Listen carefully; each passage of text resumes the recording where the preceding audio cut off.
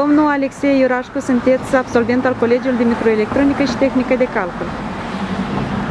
Da, am fost student la Colegiul de Microelectronică, am absolvit în anul 2002. Credeți că v-ați realizat pe plan profesional? Consider că da.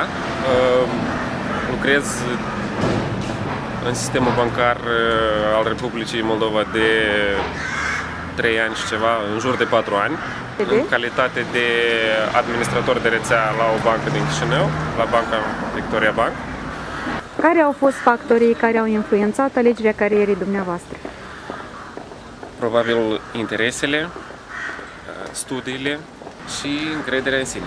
Vorbind de studii, credeți că cunoștințele acumulate la colegiu v-au fost utile în alegerea carierei? Studiind la colegiu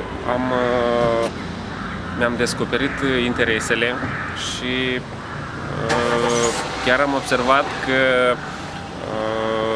pentru realizarea acestor interese, realizarea scopului, nu este de ajuns să cunoști doar calculatorul. Este nevoie de o amplă cultură generală, adică însușirea programului de învățământ. Este necesar să cunoști limba maternă, o limbă străină, pentru că lucrăm cu oamenii și lucrul acesta este foarte important. În concluzie, pentru a te realiza pe plan profesional, este nevoie de careva cunoștințe într-un anumit domeniu, responsabilitate, ambiție, voință. Studenților de la Colegiul de Microelectronică și Tehnică de Calcul, succese, realizări și încredere în sine. Vă mulțumim!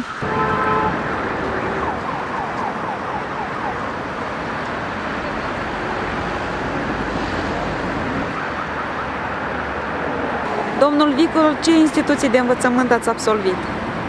Am absolvit Colegiul Republican de Microelectronică și Tehnică de Calcul. Credeți că v-ați realizat pe plan profesional? Cred că da. Lucrez la compania UBFB Trade Group. Ce funcție aveți? Am funcție de manager cu vânzări. În ce măsură v-au fost utile studiile? Studiile au fost esențiale în realizarea pe plan profesional.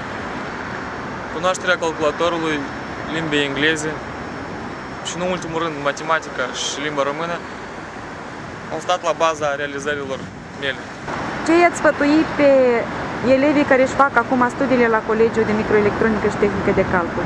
I-aș sfătui să depună eforturi în însușirea programei de studii, să-și stabilească un scop primordial în viață și să tindă spre realizarea lui. Le doresc studenților succese, încredere în sine și realizări pe plan profesional. Vă mulțumim frumos și dumneavoastră succese și realizări. Marina, profesorii de la Colegiul de Microelectronică și Tehnică de Calcul v-au reținut ca o elevă exemplară, o elevă foarte bună. Credeți că aceste calități v-au ajutat în realizări pe plan profesional? Mulțumesc pentru cuvintele frumoase. Desigur, aptitudinea, sârguința și deprinderile care vin de fapt și din familie îți ajută să-ți creezi un drum bun în viață, să te realizezi pe plan profesional, de ce nu și familial uneori. Acum lucrați în calitate de? Lector la Universitatea de Stat din Moldova, Catedra Informatică și Optimizare Discretă. V-au fost utile cunoștințele acumulate la Colegiul de Microelectronică și Tehnică de Calcul? Bineînțeles că rădăcina vine din liceu, anii de studii care i-am făcut la colegiu. De ce credeți că trebuie să țină cont elevii sau persoanele care sunt în căutarea unei meserii?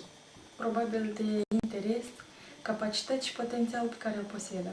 Ce le-ați putea dori sau sugera viitorilor absolvenți ai colegiului? Baftă în alegerea unei meserii, ca să poată să-și facă o carieră, să muncească cu plăcere, să primească multă plăcere și să dăruiască și să o facă de minune. Vă mulțumim mult și dumneavoastră succese mai departe în cariera care ați reușit să o faceți până acum și să creșteți în continuare.